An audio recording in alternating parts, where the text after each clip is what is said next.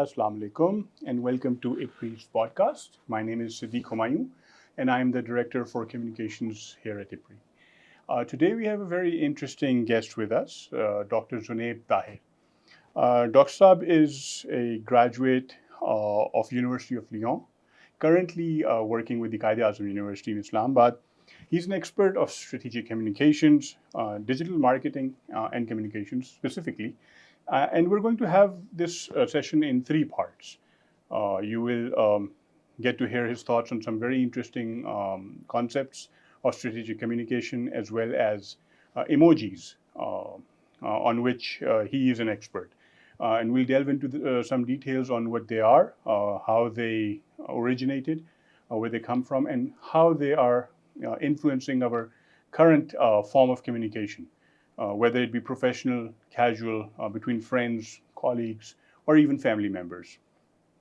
Having said that, and without taking much of the time, we will move on to Dr. Saab. Dr. Saab, thank you very much for joining us today. My pleasure. My pleasure. Thank you to you. It's a pleasure to have you. Likewise. First, I'd like to start just a very brief introduction that I've given about you, that you've studied at the University of Lyon and you're currently associated with the Quaid-e-Azam University. Yes. So why don't you brief us a little on your journey towards, that led you towards strategic communication, towards digital marketing, and how you've ended up where you are right now? I think the reason which led to this forte development of digital marketing was the timing of it. When I did my master's in business administration in Pakistan, it was the time when media was evolving. And it was the time when people were adapting the Facebooks and the YouTubes and the Twitters. So naturally, I was interested to learn more about it. So I went to England, did a master's in marketing communications from Manchester, got a chance to work with some of the big names at that time. When I came back to Pakistan, I came back with this thing in my mind that I'm going to serve and give back to the community. But probably back then, we were not ready. In 2011, we were not ready for adapting the digital media as such. So then I joined the academia. I worked at Bahria University for 1.5 years, and I was lucky enough to be offered a position at Quaid-e-Azam University. From there, I proceeded to my PhD in 2015. I went to France. I did another master's. But this was research-based. And then I wrote my thesis on digital consumption behavior. And when you think about the digital consumption behavior, it is fascinating because you have to bring in your own experiences and you have to just articulate the experiences of people, because we all were learning, we were evolving with the media. So, and still, it's been a while that I wrote my thesis, but still I feel that there's so much that is happening and we should continue to do so. So upon my return, I started to my pleasant surprise, because of COVID and certain other factors, of course, the capacity development was there. So we started to look into the possibility of communicating with our stakeholders through the social media and the digital media in general. So it was a time where our business community, our society was adapting, creating, consuming. So there was so much that we did not understand. So I diverted my research interest towards some of the topics that you also mentioned, like the memes, the emojis, communicating in shorthand, how the businesses should respond, how they should communicate, the governments and all those involved towards making our society a better place. Because you just cannot get away with saying that digital is not for us, or maybe it's for some other time. I've seen schools adapting technology for kids as young as 7, 8. So it's a positive sign. There's a lot of positivity in our society, and hopefully with the digital media and the appropriate articulation and adaptation, we can always be, competitor to anyone. Definitely. And this is a very interesting journey that you've mentioned. Yeah.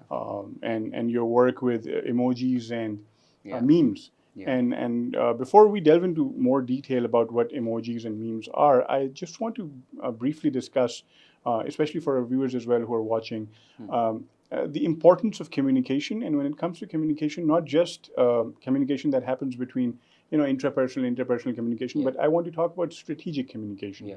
So what exactly is strategic communication? I would like you to give us your thoughts on that. Yeah. And more importantly, as you've also mentioned, social media and the digital age. Yeah. How do you think digital age has revolutionized the concept of strategic communication? Is a new technology come up that has made it better, or do you think because of this constant social media usage, communication has perhaps regressed to something that it used to be once upon a time? हम अभी थोड़ी देर पहले बात भी कर रहे थे कि वो लिटरेचर और वो आर्ट और वो जो एक सलीका जो रख सलीका रख रखा तौर तरीका yeah. बात करने का वो शायद कम होता जा रहा है due to all of these new technologies that are propping up. So again, just to start, what exactly is strategic communication? And in the current age, thanks to the advancements of technology, how do you think, what are the game changers? Is there a technology that is a game changer? And is technology affecting strategic communication adversely or in a very positive manner? Your thoughts? If we recall how the communication, strategic communication used to take place, like let's say a couple of decades ago, it had to be a lot of paperwork for your employees, internal dissemination, asking the shareholders to read the briefs before coming to a meeting, and then distributing more papers, and then sending out press releases. So environmentally speaking, it's a great thing that a lot of things now on the digital platforms, the digital media is being used to disseminate and discuss even. Like you do not even have to be at one place to have board meetings, for example. Communicating with the customers, highlighting your core competencies. Strategic communication, of course, has revolutionized with the evolution of the media. If we recall in 2004, Facebook, and then 2005, YouTube, Twitter, from like now X, 2006, that changed everything because people wanted to be the content creators. At one end, they had the content they were consuming, and on the other hand, they also wanted to create the content. When we think about strategic communication, it is to share your long-term, of course, the approach with all your stakeholders. Now, the customers, if we start with them, because this is how you're going to make profits, if you think about the customers, how you're going to communicate with them, they already have such a high standard in their heads because they are consuming a lot of media from the brands they might not even be able to buy from. But they know the standard, so they would be expecting a lot from like the governments, for example, like the government institutions, the other service providers, they would be expecting a certain standard. So with the media, I think the responsibility for the organizations has multiplied to some extent, where they have to maybe work a lot. And then when you think about the government, when you think about the civil society, so all that communication has become easy. In a sense that you do not have to worry about a lot of paperwork. But when you think about strategic communication, I personally feel that the organizations have started to articulate every possible media. Let's have presence on every media. That is, people are going to say, oh wow, look at them, they have a presence on every possible media. But here's the trick. We, instead of having presence on all the media, if we see the same content on every media, that is going to give this perception that we just wanted to be there just for the sake of for that.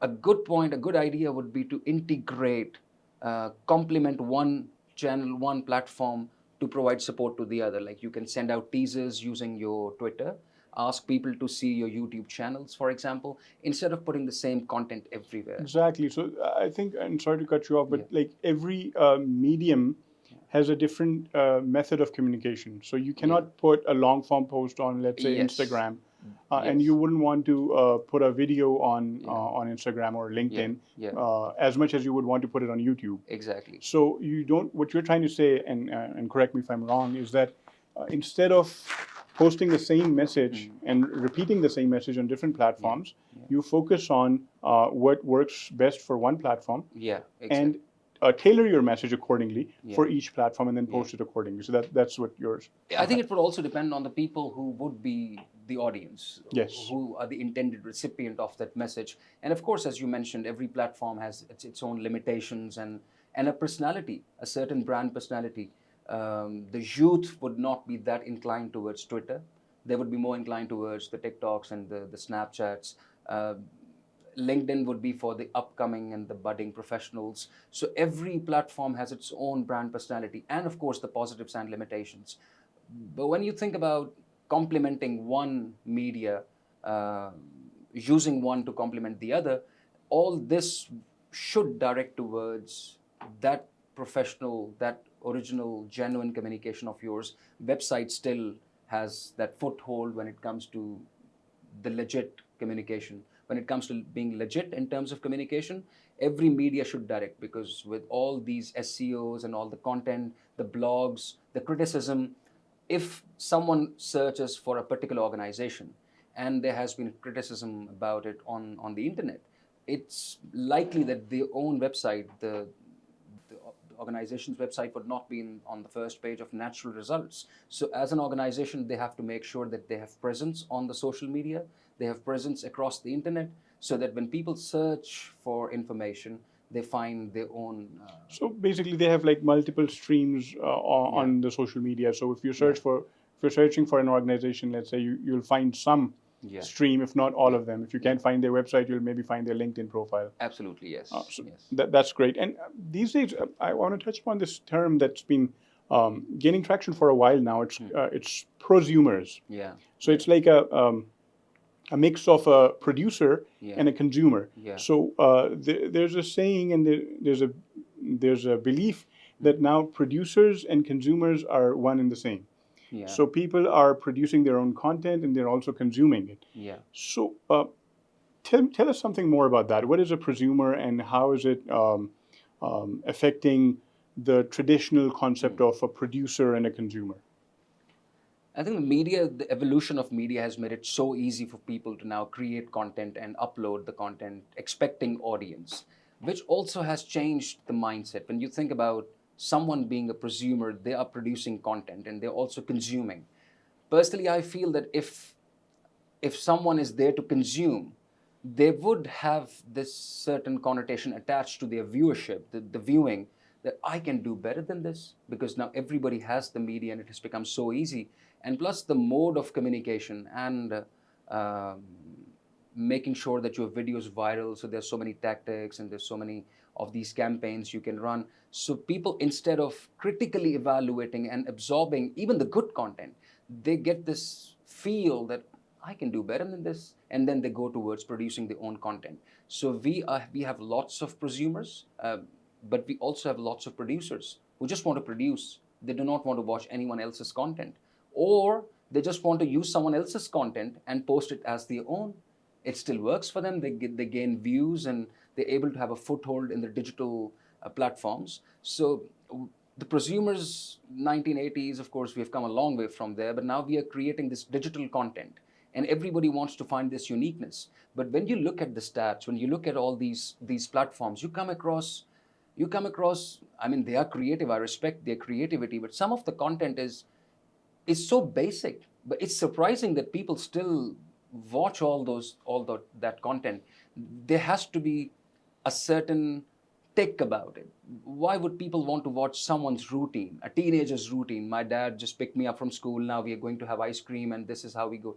People are watching the millions and millions of subscribers and views, the food blogging. I think it actually shows that we respect the creativity, like creating something out of a no situation, a slice of life. You just shoot what you're doing on a daily basis, and people are still there to consume. It shows that there are people who respect creativity. They are doing something great. That's why people are watching them. And like, do you have any example of a prosumer from the current age these days? When you think about all these generic term of TikTokers. TikTokers. So they're prosumers. They are prosumers because they of course have to at least look at the competition and then decide. Yeah. So they are not only consuming, but they're also producing content. And speaking of competition, I think that social media platforms have become this modern battleground for influence. Yeah. Like there's a constant fight going on for gaining traction and for gaining influence. Mm-hmm. What do you think is the best way for anyone, or especially an individual, to cut through that noise? Because there's so much noise, and there's an information overload. So as as a consumer and as an individual who's just watching as an audience. Yeah. How do you cut through that noise? Well, that's a constant struggle, to be honest. I've talked to a lot of people. I've consulted for a few brands, and it's a constant struggle. They want to do everything in the Yes. hope of cutting through that noise. Sometimes it's the very basic things that are missing. And as I mentioned before, that your audience is so savvy, technically savvy, they understand, they expect certain things. You can never be sure that this is what I should do. Maybe the starting point has to be resonating with the understanding, the level of knowledge, the usage of the target audience. That can be a starting point. For example, if your audience is learned, they might well go through a blog of 250, 300 words. But if they do not have that much acumen or they do not want to read the blogs, why not communicate in shorthand? Why not try emojis? Why not try memes? Because the idea of social media was to engage people. When you think about the limitations, we were discussing the limitations. At the start, Facebook did not allow you to post a lot of content because of the capacity. Exactly. Instagram crashed when Justin Bieber posted his photo the first time. Instagram then had to revisit the algorithms because they were not prepared for so many likes in that less time. So when you recall the early 2000s in Facebook, you would write only a couple of words and then you would hope that people would like. In Pakistan, we did not have the internet. There was no penetration of the internet as such. So people would only be texting. The businesses were only texting. A lot of brands did not have presence on social media. But then it became fashionable. Then it became something which was a must for all of them. And then, of course, as I mentioned, supporting the websites. So a good starting point has to be understanding what would make them like, comment, and share. And then, of course, reposting in some cases, some platforms. So that can be a good starting point. The content has to be engaging. So you have this option of the words, the photos, the videos, the reels. So testing and trying and then making sure one content can be spread across different media and different type of media so that you can like bring in engagement from all corners, all possible target audience. So it's a constant struggle for the content creators. Yeah. And that's from the perspective of a content creator, but from the perspective of the audience. If I'm watching something and if I'm browsing the internet or the social media platforms, there's so much noise that I sometimes fail to find and not I as in generally anyone who's watching, not I in particular, but yes, me as well. But the point is, like, when we're looking into the social media platforms, there's so much noise that you see through, and there's fake news and there's fake posting and just plain propaganda, which is false. That's going on. So how do you figure out what is authentic and what is not? We have this knack for having our own cues. I'll ask you a simple question. When was the last time you bought a product that had a 4.95 rating out of 5? That is sort of a warning signal. The product cannot be that perfect. So something fishy is going on. Yeah, something is going on. Maybe there are paid reviews. So when you think about developing your cues, people have their cues, and they would browse through like the finger patterns and the thumb patterns. They have been studied. People spend a lot of time studying the finger patterns, the browsing patterns, and most of the times the conclusion is that the quality of the content, because you expect producers to have a quality content, then of course you might have noticed, of course, that there are subtitles. They know that by default the videos are muted. So the reels are muted. They know that they would not be turning on the voice unless it looks nice. So people want to look nice. This is one cue for people, that they would stop at the content that looks nice, that is of good quality. Only then they would click. And then of course there has to be some incentive. If there is a product review that looks acceptable, 4.2, 4.3, or there's a sale, or I know that if I click on this, I would go to the landing page, which would get the job done instead of taking me through the journey again. So making customers' journey, respondents' journey simpler can lead to the making a name for yourself in this clutter of all the brands. That's actually very interesting. So what we're trying to do is make the journey simpler. Yes. So I don't have to go through so many things. Whatever I want to buy is just one click away. I'm not doing something complicated. And what I found really interesting was that you mentioned that videos are by default muted. Yeah. So you need to have subtitles, or you need to have some sort of text there on the video to grab the attention of the of the user. Very interesting. And I think moving on from this particular aspect, I would want to talk about emojis a little bit. Yeah. What are emojis? How did they originate? And just briefly guide us on what this aspect is, and whether this is something that is just very casual between friends, between family members, or emojis also a part of something professional, maybe used on platforms like LinkedIn, or used between colleagues or seniors and juniors. So maybe we can have some insight on that. I'll have to take you back to when the social media was evolving. And before that, we had the phones. And if we can recall, the earliest phones had this text limitation, and the packages were so expensive. We did not even have packages. Not until 2006, when the first of its kind package was introduced in Pakistan, introduced by Jazz, Ladies First. That was the first of its kind package. But before that, people knew that I can only write a text that is 150 words, not more. Otherwise, I'll have to pay for 2 texts. So people started to use the shorthand. So K, at, HM, at home. Yeah. So and then, of course, you wanted to express emotions because we were so used to talking face to face. And when you think about the non-verbal communication, of course, that's a big part of the communication. So people wanted something to replace that absence of emotion. Yeah, exactly. So they started to use the emoticons where you would use just the parentheses, the brackets, and the colons. So, the colon and a bracket. Exactly. So then, of course, we are creative. So we started advancing with the emoticons, and then in 1999, a Japanese engineer, he designed 170 odd emojis for their cell phone company, so that the communication can become better. It can be less time consuming. Instead of typing, because life is changing, fast-paced, you have a cell phone, and you just want to communicate. And you want to communicate with emotions. So they started there. And then with the evolution of the social media, they started introducing the likes, because people wanted an acceptance of the content they were creating instead of liking other people's content. So they also wanted to create content and get the acceptance. So one way of helping people who were creating content was to allow the respondents some easy way to give the acknowledgement. Yeah, thumbs up, like. So that's where it started. And then it started to evolve around 2010 when, and then we had platforms like Snapchats and TikTok. So emoji became a part of our lives, and people would relate to a certain emoji. They would belong. They would feel that I belong to this type of emoji. And then when you think about emoji, by the way, there's a misconception that it is derived from emotion, the English word, but it is derived from Japanese word which means picture word. That's it. Yes. Emoji. So it is derived from there.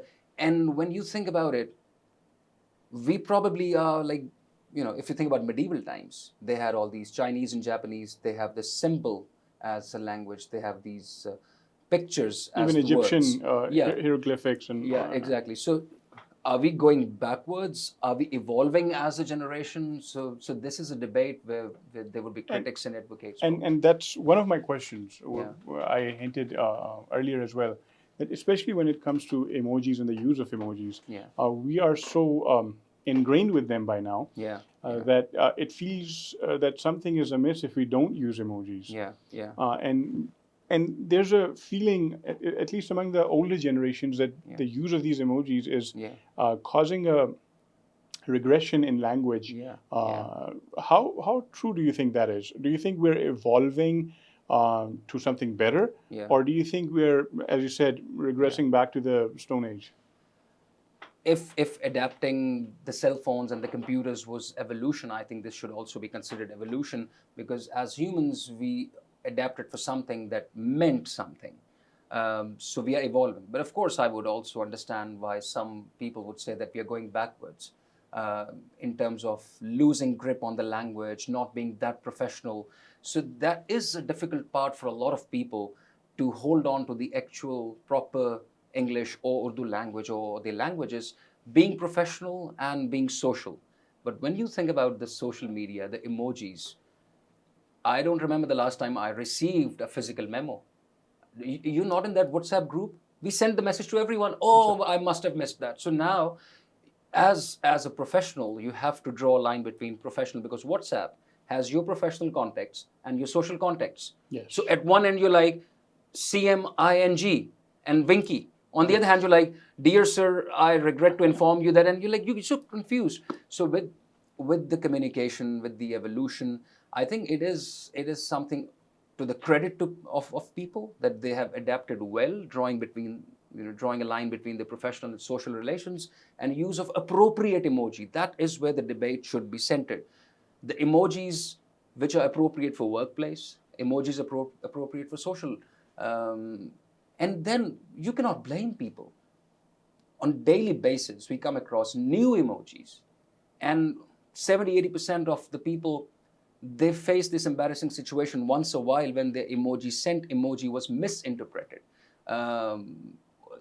Sometimes, like 1 in 3 people do not understand what the emoji actually means. So, but we still are like coming across these emojis, which represent a lot of moods, not just the moods, but also artifacts. So artifacts, the Turkish blue eye that we often come across. So it is something when you're celebrating success, you ask people to, just send that emoji to show The that evil eye. evil eye, yeah. Evil eye, Yeah. evil eye. So, very interesting. And I think because of so many emojis, and as you were saying, I feel there's a lot of room for misinterpretation. Oh, yes. So I would like you to, give some thoughts on that. How can emojis be misinterpreted, and not just in your professional life, but Yeah. also in your personal life, Yeah. casually talking between friends and family? I think when you think about the emojis, a starting point would be, are you going to use an emoji if you are the original sender of the message? If you created a message, are you going to use emoji? It's a situation where you're not sure how people are going to respond. If you send an emoji, other people do not send an emoji, they do not respond with an emoji, how would you feel? Would you want to continue? Now, imagine that's a professional group where you sent a message, and just to tone down, the message, the harshness of the message, you used an emoji. Now, people are responding, some are not responding. They're responding with emoji, they're not responding at all. They're only using the words. What about the in-person interaction after that interaction on the WhatsApp group, for example? Yes. So it's a very tricky situation where we have to decide if we should be using only words, only emojis, or both. Or excessive emojis. Exactly. So people are like using emoji to support, or compliment, or tone down whatever the text they wrote. But then if you put a status, you probably expect people to say, wow, this is such a beautiful thought or photo, or you look nice. But people have this default option to respond with the emoji. Yeah, just like Now, it. misinterpretation might come from because the default options would allow you to send an emoji with the heart eyes. It's open for interpretation. Was it meant for the view? Was it meant for me? Was it meant for the thought? Or what if you respond with an emoji that the other person does not understand, not used to? Messages sent by mail to mail would have a different connotation attached if the emojis are used. Messages sent from a male to female, now that's a tricky part. That needs a lot of time. I think that's a very interesting thought, and we would really like to talk on that. Yeah. But I think we'll save that for our second session. Yes. And thank you very much for this very I would say very interesting and entertaining discussion about emojis and communications. Just before we end this session, I would you mentioned emoticons, and that reminded me that even before Facebook and Orchid, we used to have IRC, which is the Internet Relations, MIRC. And उसमें हम वो colon और वो bracket डाल के smiley faces वहाँ से शुरू हुए थे in the mid-90s. And I remember them, and that used to be very interesting. And now we've come a long way.